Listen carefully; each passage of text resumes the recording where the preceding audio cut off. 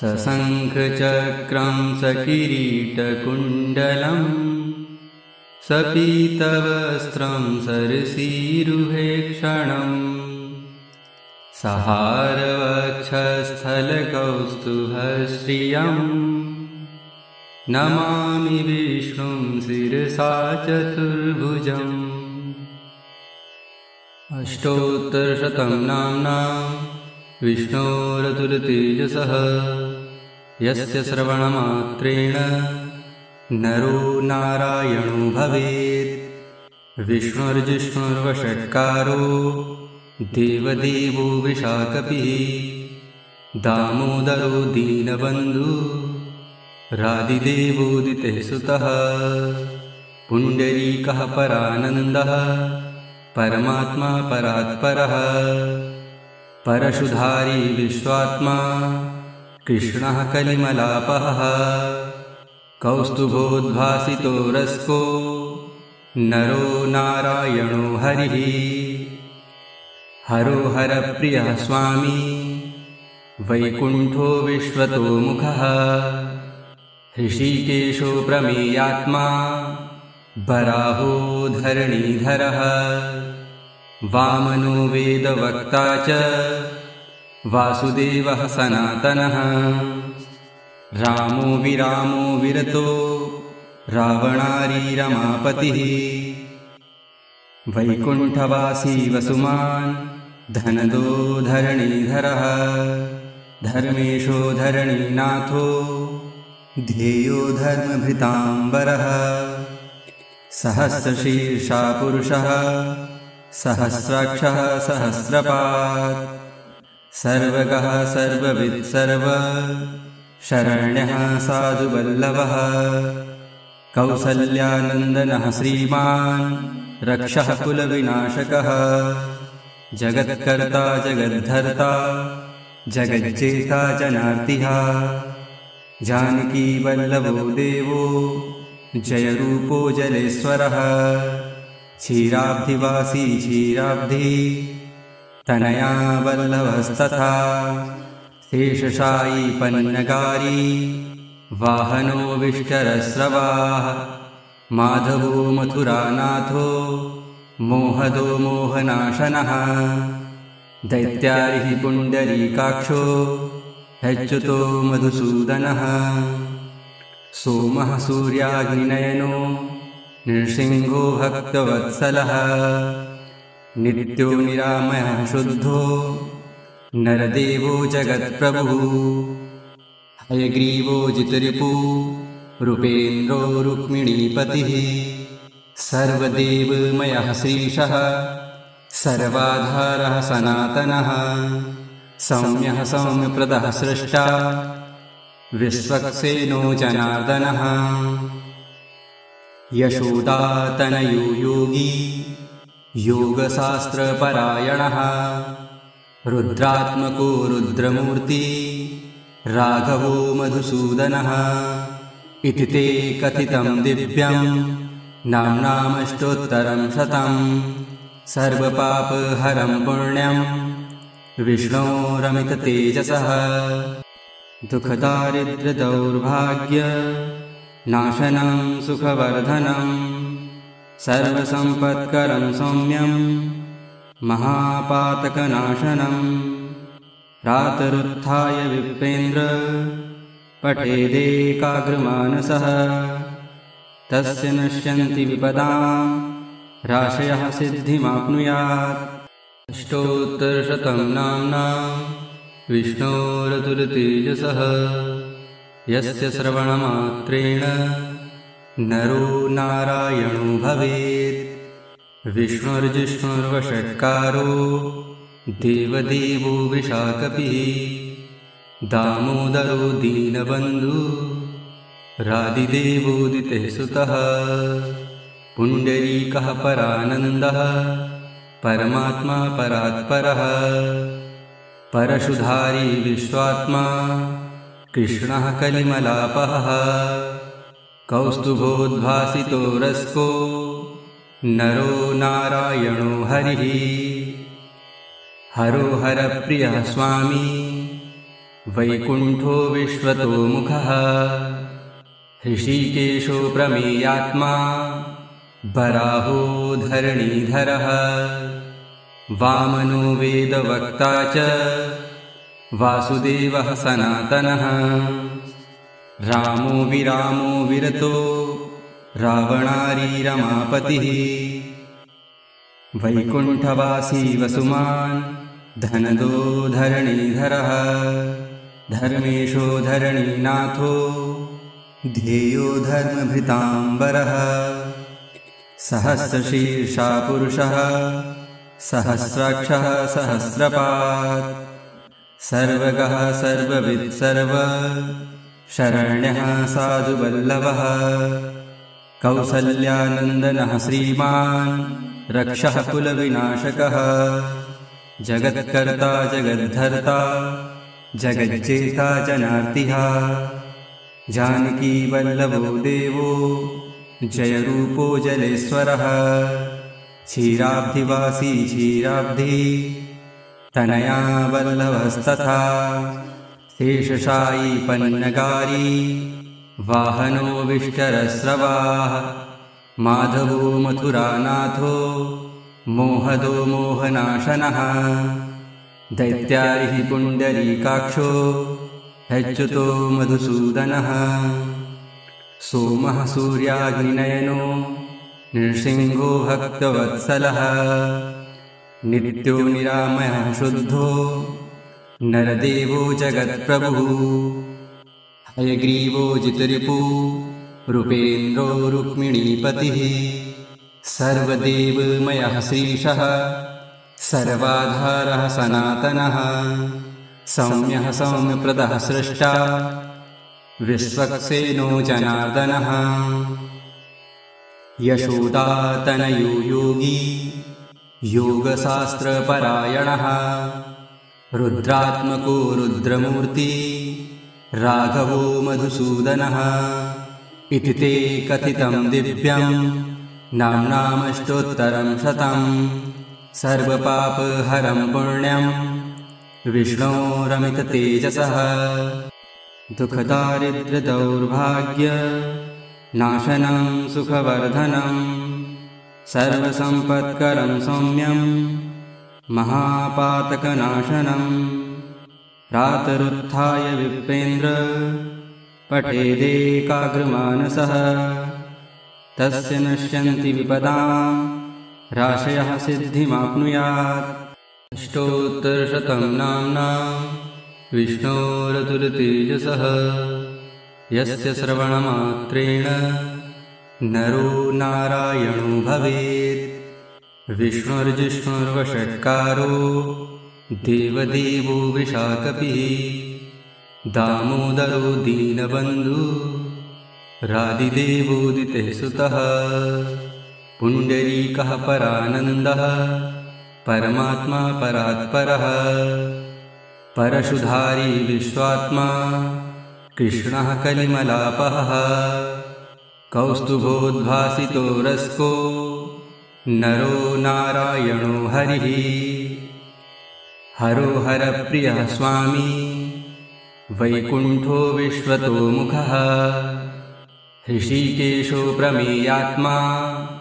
वराहो धरणीधरः वामनो वेदवक्ता च वासुदेवः सनातनः रामो विरामो विरतो रावणारी रमापतिः वैकुण्ठवासी वसुमान् धनदो धरणीधरः धर्मेशो धरणीनाथो ध्येयो धर्मभृताम्बरः सहस्रशीर्षा पुरुषः सहस्राक्षः सहस्रपात् सर्वगः सर्ववित् सर्व शरण्यः साधुवल्लभः कौसल्यानन्दनः श्रीमान् रक्षः कुलविनाशकः जगत्कर्ता जगद्धर्ता जगज्जेता जनार्तिः जानकीवल्लभो देवो जयरूपो जलेश्वरः क्षीराब्धिवासी क्षीराब्धि तनया वल्लभस्तथा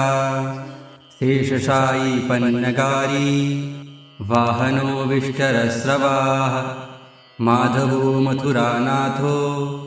मोहदो मोहनाशनः दैत्यारिः पुण्डरीकाक्षो अच्युतो मधुसूदनः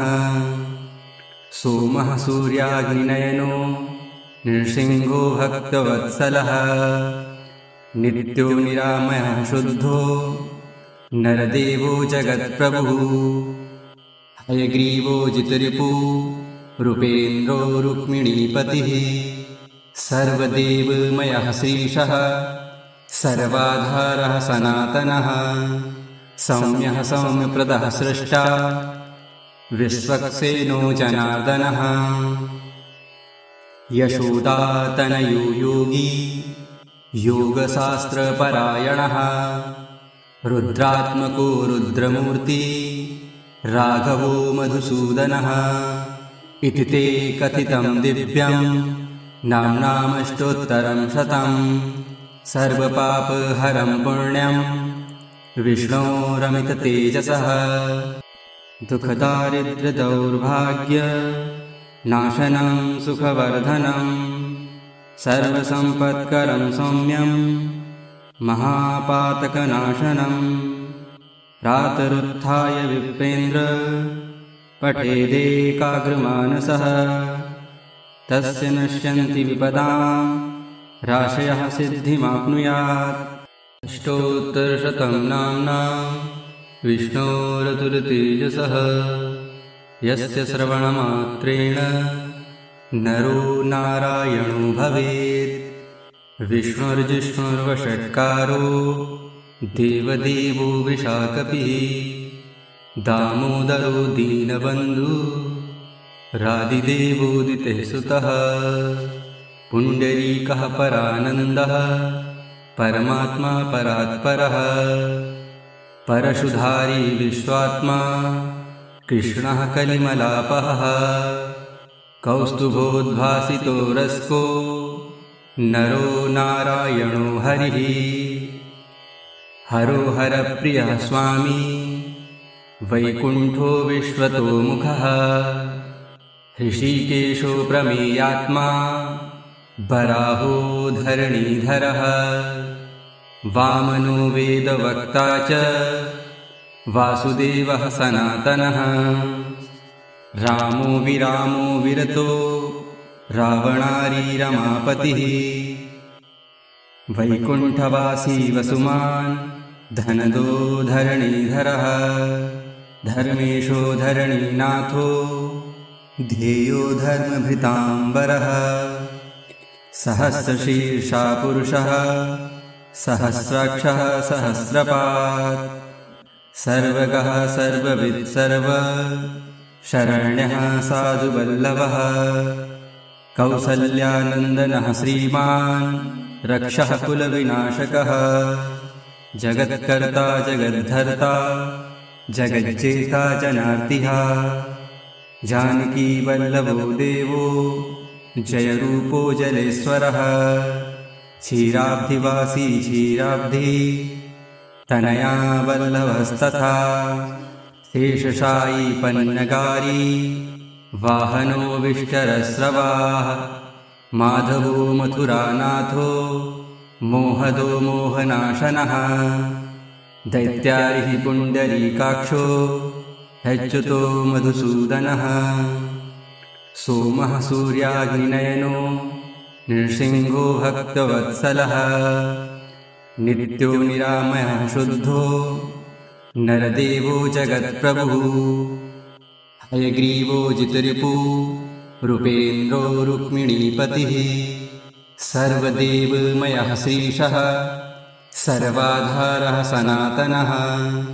सौम्यः सौम्यप्रदः सृष्टा विश्वक्सेनो जनार्दनः यशोदातनयो योगी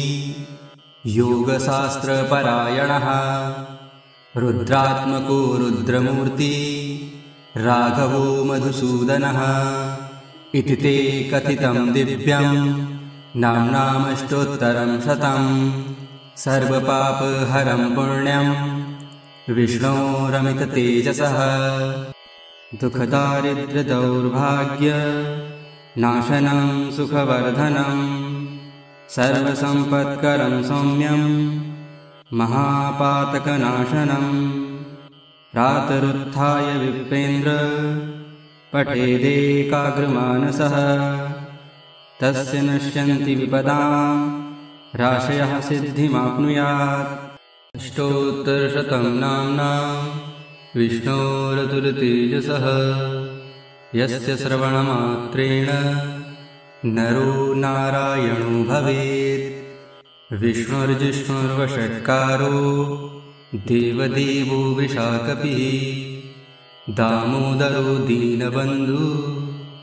रादिदेवोदितेः सुतः पुण्डरीकः परानन्दः परमात्मा परात्परः परशुधारी विश्वात्मा कृष्णः कलिमलापः कौस्तुभोद्भासितो रस्को नरो नारायणो हरिः। हरो हरप्रियः स्वामी वैकुण्ठो विश्वतोमुखः ऋषिकेशो प्रमेयात्मा वराहो धरणीधरः वामनो वेदवक्ता च वासुदेवः सनातनः रामो विरामो विरतो रावणारी रमापतिः वैकुण्ठवासी वसुमान् धनदो धरणीधरः धर्मेशो धरणीनाथो ध्येयो धर्मभृताम्बरः सहस्रशीर्षा पुरुषः सहस्राक्षः सहस्रपात् सर्वगः सर्ववित् सर्व शरण्यः साधुवल्लभः कौसल्यानन्दनः श्रीमान् रक्षः कुलविनाशकः जगत्कर्ता जगद्धर्ता जगज्जेता जनार्तिः जानकीवल्लभो देवो जयरूपो जलेश्वरः क्षीराब्धिवासी क्षीराब्धि तनया वल्लभस्तथा शेषशायी पन्नगारी वाहनो विष्टरस्रवाः माधवो मथुरानाथो मोहदो मोहनाशनः दैत्यारिः पुण्डरीकाक्षो अच्युतो मधुसूदनः सोमः सूर्याग्निनयनो नृसिंहो भक्तवत्सलः नित्यो निरामयः शुद्धो नरदेवो जगत्प्रभुः हयग्रीवो जितरिपु रूपेन्द्रो रुक्मिणीपतिः सर्वदेवमयः श्रीशः सर्वाधारः सनातनः सौम्यः सौम्यप्रदः स्रष्टा विश्वक्सेनो जनार्दनः यशोदातनयो योगी योगशास्त्रपरायणः रुद्रात्मको रुद्रमूर्ति राघवो मधुसूदनः इति ते कथितं दिव्यं नाम्नामष्टोत्तरं शतं सर्वपापहरं पुण्यं विष्णोरमिततेजसः दुःखदारिद्र्यदौर्भाग्यनाशनं सुखवर्धनं सर्वसम्पत्करं सौम्यं महापातकनाशनं प्रातरुत्थाय विप्रेन्द्र पठेदेकाग्रमानसः तस्य नश्यन्ति विपदां राशयः सिद्धिमाप्नुयात्। अष्टोत्तरशतं नाम्नां विष्णोरतुलतेजसः यस्य श्रवणमात्रेण नरो नारायणो भवेत्। विष्णुर्जिष्णुर्वषट्कारो देवदेवो विशाखपिः दामोदरो दीनबन्धु रादिदेवोदितेः सुतः पुण्डरीकः परानन्दः परमात्मा परात्परः परशुधारी विश्वात्मा कृष्णः कलिमलापः कौस्तुभोद्भासितो रस्को नरो नारायणो हरिः हरो हरप्रियः स्वामी वैकुण्ठो विश्वतोमुखः ऋषिकेशो प्रमेयात्मा वराहो धरणीधरः वामनो वेदवक्ता च वासुदेवः सनातनः रामो विरामो विरतो रावणारी रमापतिः वैकुण्ठवासी वसुमान् धनदो धरणीधरः धर्मेशो धरणीनाथो ध्येयो धर्मभृताम्बरः सहस्रशीर्षा पुरुषः सहस्राक्षः सहस्रपात्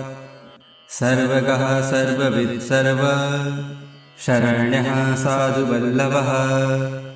कौसल्यानन्दनः श्रीमान् रक्षः कुलविनाशकः जगत्कर्ता जगद्धर्ता जगज्जेता जनार्तिः जानकीवल्लभो देवो जयरूपो जलेश्वरः क्षीराब्धिवासी क्षीराब्धि तनया वल्लभस्तथा शेषशायी पन्नगारी वाहनो विष्टरस्रवाः माधवो मथुरानाथो मोहदो मोहनाशनः दैत्यारिः पुण्डरीकाक्षो अच्युतो मधुसूदनः सोमः सूर्याग्निनयनो नृसिंहो भक्तवत्सलः नित्यो निरामयः शुद्धो नरदेवो जगत्प्रभुः हयग्रीवो जितरिपु रूपेन्द्रो रुक्मिणीपतिः सर्वदेवमयः श्रीशः सर्वाधारः सनातनः सौम्यः सौम्यप्रदः स्रष्टा विश्वक्सेनो जनार्दनः यशोदातनयो योगी योगशास्त्रपरायणः रुद्रात्मको रुद्रमूर्ति राघवो मधुसूदनः इति ते कथितं दिव्यं नाम्नामष्टोत्तरं शतं सर्वपापहरं पुण्यं विष्णोरमिततेजसः दुःखदारिद्र्यदौर्भाग्य नाशनं सुखवर्धनं सर्वसम्पत्करं सौम्यं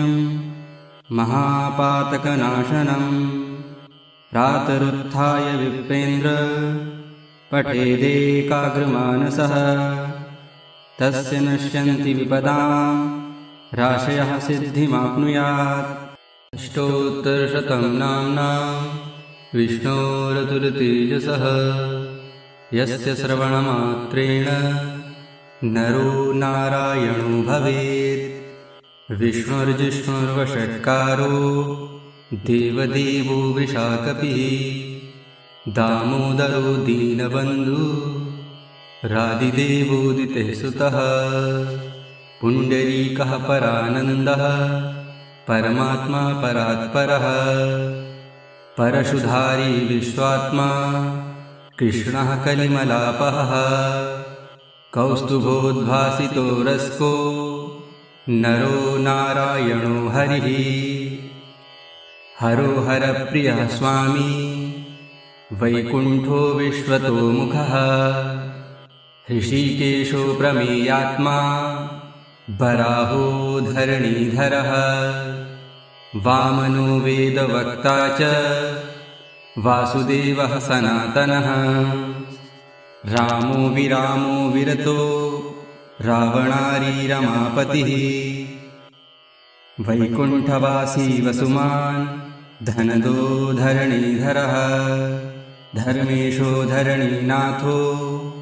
ध्येयो धर्मभृताम्बरः सहस्रशीर्षा पुरुषः सहस्राक्षः सहस्रपात् सर्वगः सर्ववित् सर्व शरण्यः साधुवल्लभः कौसल्यानन्दनः श्रीमान् रक्षः कुलविनाशकः जगत्कर्ता जगद्धर्ता जगज्जेता जनार्तिः जानकीवल्लभो देवो जयरूपो जलेश्वरः क्षीराब्धिवासी क्षीराब्धि तनया वल्लभस्तथा शेषशायी पन्नगारी वाहनो विष्टरस्रवाः माधवो मथुरानाथो मोहदो मोहनाशनः दैत्यारिः पुण्डरीकाक्षो अच्युतो मधुसूदनः सोमः सूर्याग्निनयनो नृसिंहो भक्तवत्सलः नित्यो निरामयः शुद्धो नरदेवो जगत्प्रभुः हयग्रीवो जितरिपु रूपेन्द्रो रुक्मिणीपतिः सर्वदेवमयः श्रीशः सर्वाधारः सनातनः सौम्यः सौम्यप्रदः सृष्टा विश्वक्सेनो जनार्दनः यशोदातनयो योगी योगशास्त्रपरायणः रुद्रात्मको रुद्रमूर्ति राघवो मधुसूदनः इति ते कथितं दिव्यं नाम्नामष्टोत्तरं शतं सर्वपापहरं पुण्यं विष्णोरमिततेजसः दुःखदारिद्र्यदौर्भाग्य नाशनं सुखवर्धनं सर्वसम्पत्करं सौम्यं महापातकनाशनं प्रातरुत्थाय विप्रेन्द्र पठेदेकाग्रमानसः तस्य नश्यन्ति विपदां राशयः सिद्धिमाप्नुयात् अष्टोत्तरशतं नाम्ना विष्णोरतुलतेजसः यस्य श्रवणमात्रेण नरो नारायणो भवेत् विष्णुर्जिष्णुर्वषट्कारो देवदेवो विशाखपिः दामोदरो दीनबन्धु रादिदेवोदितः सुतः पुण्डरीकः परानन्दः परमात्मा परात्परः परशुधारी विश्वात्मा कृष्णः कलिमलापः कौस्तुभोद्भासितो रस्को नरो नारायणो हरिः हरो हरप्रियः स्वामी वैकुण्ठो विश्वतोमुखः ऋषिकेशो प्रमेयात्मा वराहो धरणीधरः वामनो वेदवक्ता च वासुदेवः सनातनः रामो विरामो विरतो रावणारी रमापतिः वैकुण्ठवासी वसुमान् धनदो धरणीधरः धर्मेशो धरणीनाथो ध्येयो धर्मभृताम्बरः सहस्रशीर्षा पुरुषः सहस्राक्षः सहस्रपात् सर्वगः सर्ववित् सर्व शरण्यः साधुवल्लभः कौसल्यानन्दनः श्रीमान् रक्षः कुलविनाशकः जगत्कर्ता जगद्धर्ता जगज्जेता जनार्तिः जानकीवल्लभो देवो जयरूपो जलेश्वरः क्षीराब्धिवासी क्षीराब्धि तनया वल्लभस्तथा शेषशायी पन्नगारी वाहनो विष्टरस्रवाः माधवो मथुरानाथो मोहदो मोहनाशनः दैत्यारिः पुण्डरीकाक्षो अच्युतो मधुसूदनः सोमः सूर्याग्निनयनो नृसिंहो भक्तवत्सलः नित्यो निरामयः शुद्धो नरदेवो जगत्प्रभुः हयग्रीवो जितरिपु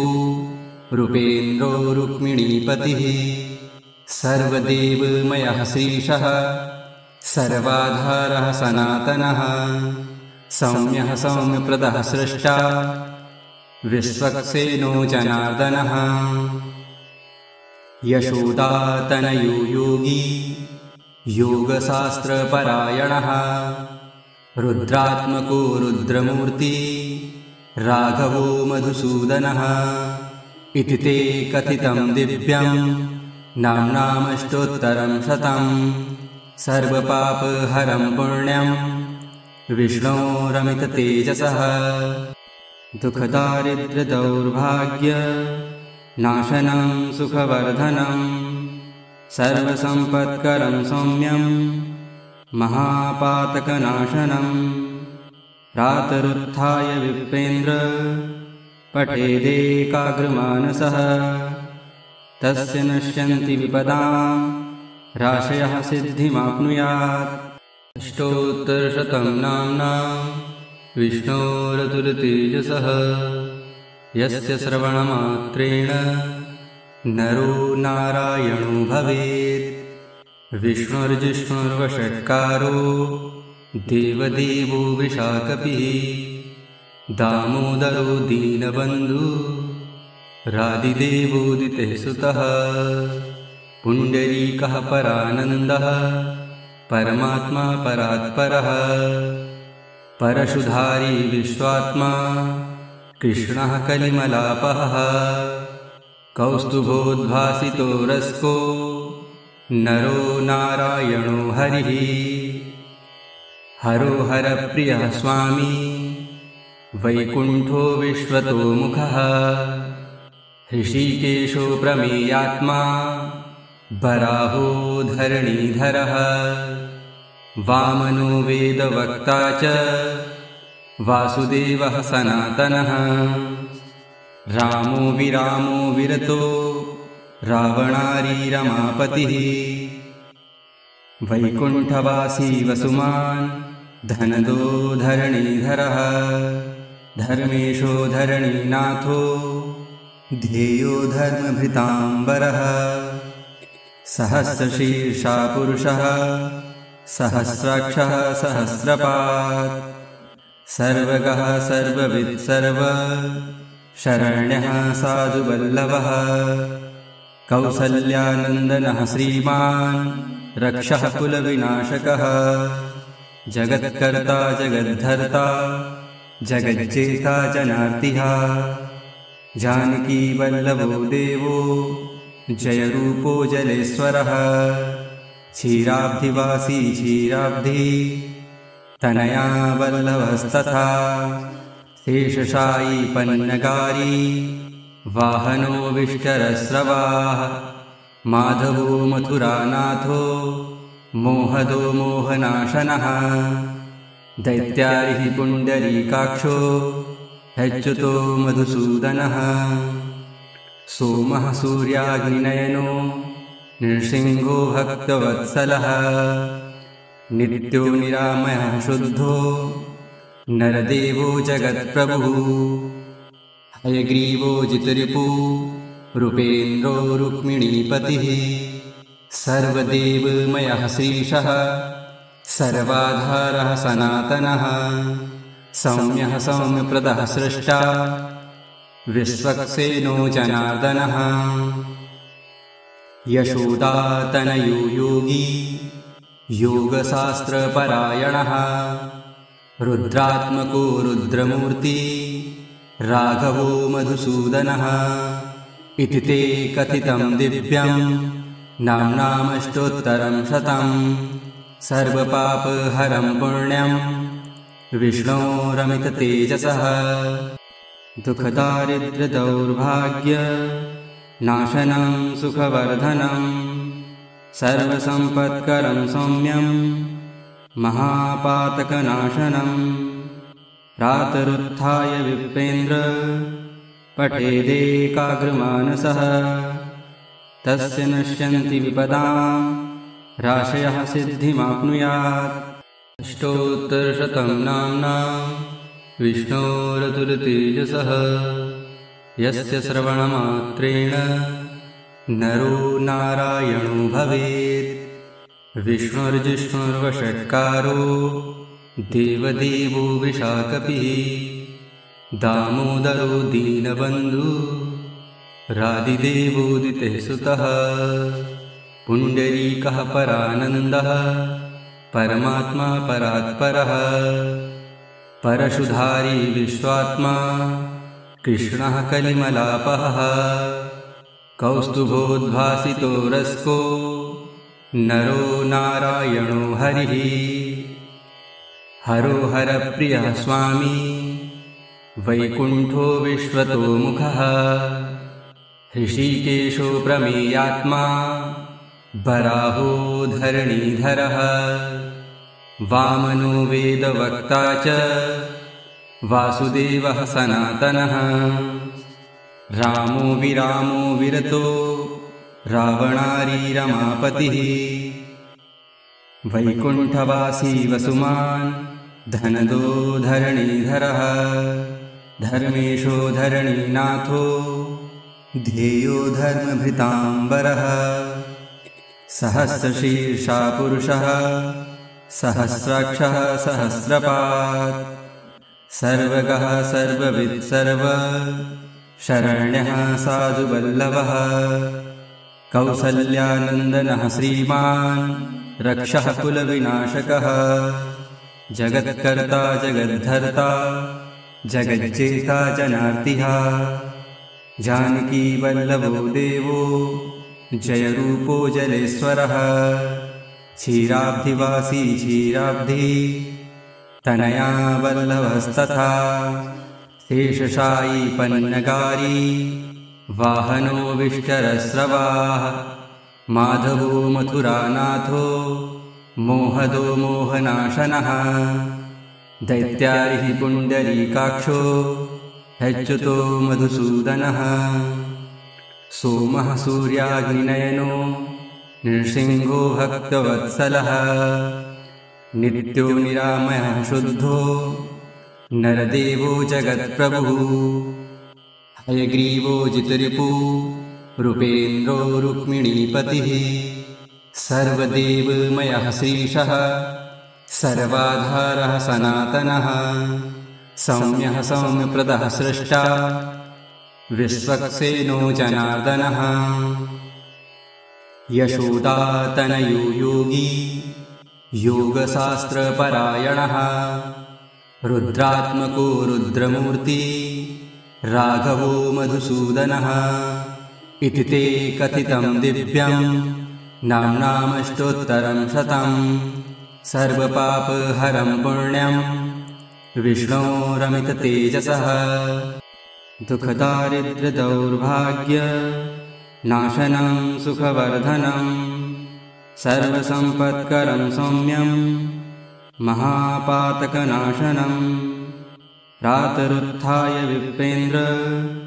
पठेदेकाग्रमानसः तस्य नश्यन्ति विपदां राशयः सिद्धिमाप्नुयात् अष्टोत्तरशतं नाम्ना विष्णोरतुलतेजसः यस्य श्रवणमात्रेण नरो नारायणो भवेत् विष्णुर्जिष्णुर्वषट्कारो देवदेवो विशाकपिः दामोदरो दीनबन्धु रादिदेवोदितेः सुतः पुण्डरीकः परानन्दः परमात्मा परात्परः परशुधारी विश्वात्मा कृष्णः कलिमलापः कौस्तुभोद्भासितो रस्को नरो नारायणो हरिः हरो हरप्रियः स्वामी वैकुण्ठो विश्वतोमुखः ऋषिकेशो प्रमेयात्मा वराहो धरणीधरः वामनो वेदवक्ता च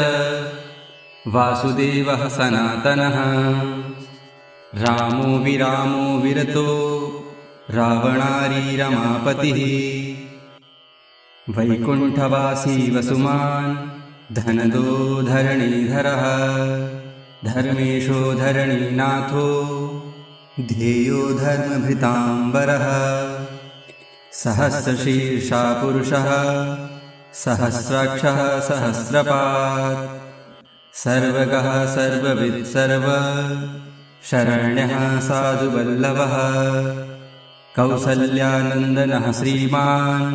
रक्षः कुलविनाशकः जगत्कर्ता जगद्धर्ता जगज्जेता जनार्तिः जानकीवल्लभो देवो जयरूपो जलेश्वरः क्षीराब्धिवासी क्षीराब्धि तनया वल्लभस्तथा शेषशायी पन्नगारी वाहनो विष्टरस्रवाः माधवो मथुरानाथो मोहदो मोहनाशनः दैत्यारिः पुण्डरीकाक्षो अच्युतो मधुसूदनः सोमः सूर्याग्निनयनो नृसिंहो भक्तवत्सलः नित्यो निरामयः शुद्धो नरदेवो जगत्प्रभुः हयग्रीवो जितरिपु रूपेन्द्रो रुक्मिणीपतिः सर्वदेवमयः श्रीशः सर्वाधारः सनातनः सौम्यः सौम्यप्रदः सृष्टा विश्वक्सेनो जनार्दनः यशोदातनयो योगी योगशास्त्रपरायणः रुद्रात्मको रुद्रमूर्ति राघवो मधुसूदनः इति ते कथितं दिव्यं नाम्नामष्टोत्तरं शतं सर्वपापहरं पुण्यं विष्णोरमिततेजसः दुःखदारिद्र्यदौर्भाग्य नाशनं सुखवर्धनं सर्वसम्पत्करं सौम्यं महापातकनाशनं प्रातरुत्थाय विप्रेन्द्र पठेदेकाग्रमानसः तस्य नश्यन्ति विपदां राशयः सिद्धिमाप्नुयात्